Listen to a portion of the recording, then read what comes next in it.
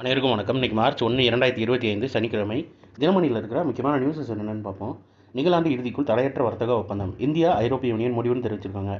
India ஐரோப்பிய union இடையே மிகப்பெரிய தடையற்ற வர்த்தக ஒப்பந்தத்தை நிகழாண்டு இறுதிக்குள் மேற்கொள்ள இருதரப்பும் தீர்மானித்துள்ளது. தில்லியில் பிரதமர் நரேந்திர மோடி, ஐரோப்பிய ஆணையத்தின் தலைவர் உர்சுலா வான் டெர் லியன் இடையிலான பேச்சுவார்த்தையில் இந்த முடிவு மேற்கொள்ளப்பட்டது. பாதுகாப்பு, நவீன தொழில்நுட்பம் போன்ற முக்கிய துறைகளில் வியூக கூட்டுறவை விரிவாக்கவும் இரு தலைவர்களும் உறுதி பூண்டனர்னு சொல்லி தெரிவிச்சிருக்காங்க. அடுத்ததாக, இந்திய வானிலை ஆய்வு மைய தென்மண்டல தலைவராக பி. அமுதா நியமனம். இந்திய வானிலை ஆய்வு மையத்தின் தென்மண்டல தலைவராக பி. அமுதா சனிக்கிழமை மார்ச் 1 பொறுப்பேற்க உள்ளார். இந்திய வானிலை ஆய்வு மையத்தின் தென்மண்டல தலைவரான எஸ். பாலச்சந்திரன் வெள்ளிக்கிழமை பணி ஓய்வு பெற்றார்னு சொல்லி தெரிவிச்சிருக்காங்க.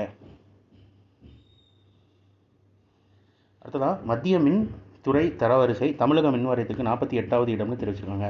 மத்திய மின்துறை வெளியிட்ட மின் விநியோக நிறுவனங்களின் தரவரிசை பட்டியலில் தமிழக மின் பகிர்மான கழகம் 48வது இடத்தில் உள்ளது. நாடு முழுவதும் உள்ள மின் விநியோக நிறுவனங்களில் செயல்திறன் தொடர்பாக அவற்றின் நிதி நிலைமை, மின்கட்டண வசூல், மின் விநியோக செயல்பாட்டை மதிப்பீடு செய்து 2023-24 நிதியாண்டுக்கான தரவரிசை பட்டியலை மத்திய மின்துறை வெளியிட்டுள்ளது.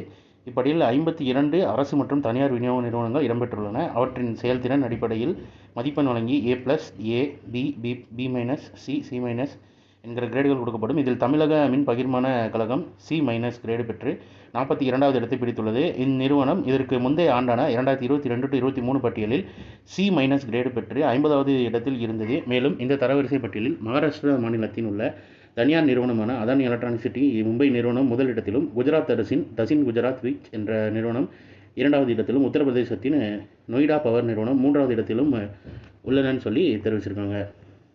அடுத்ததாக, இன்றைக்கான திருக்குறள் என்னன்றது பார்ப்போம். தீயவை தீய பயத்தலால் தீயவை தீயினும் அஞ்சப்படும். தீய செயல்கள் தீமையை விளைவிக்கும் தன்மை உடையனவாக இருத்தலால் அத்தீய செயல்கள் தீயை விட கொடியனவாக கருதி அஞ்சப்படும் அப்படின்னு தீவினை அச்சம் அப்படின்ற அதிகாரத்தில் திருவள்ளுவர் சொல்லியிருக்காரு.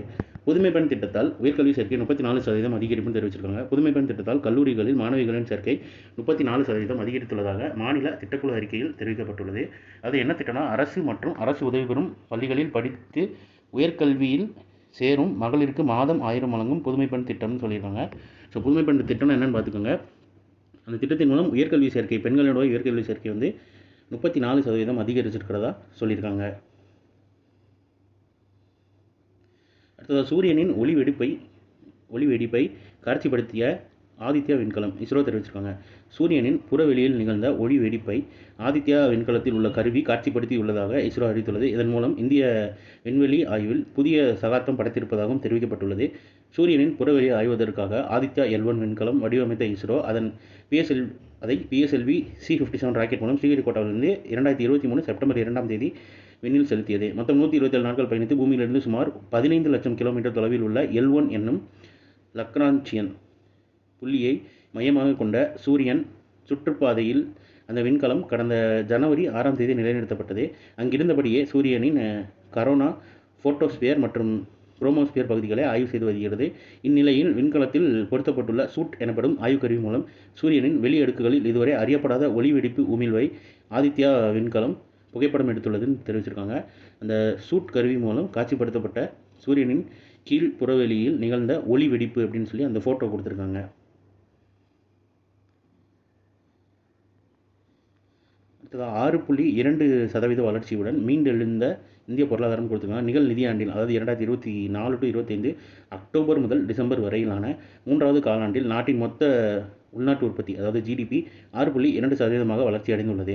முந்தைய காலாண்டில் ஜூலை டு செப்டம்பரில் GDP 5.6% இருந்திருக்கு. இப்போ 6.2% அதிகரிச்சிருக்குன்னு சொல்லியிருக்காங்க. இதெல்லாம் கேட்கக்கூடிய வாய்ப்பு அதிகம் உண்டு. எந்த காலாண்டில் எவ்வளோ GDP இருந்துச்சு அப்படின்றதெல்லாம் பார்த்து வச்சுக்கோங்க. இதோட இமேஜ் நம்ம டெலிகிராம் சேனல், வாட்ஸ்அப் சேனலில் இருக்குது. வேணுங்கிறவங்க எடுத்து சேவ் பண்ணி கூட வச்சுக்கோங்க.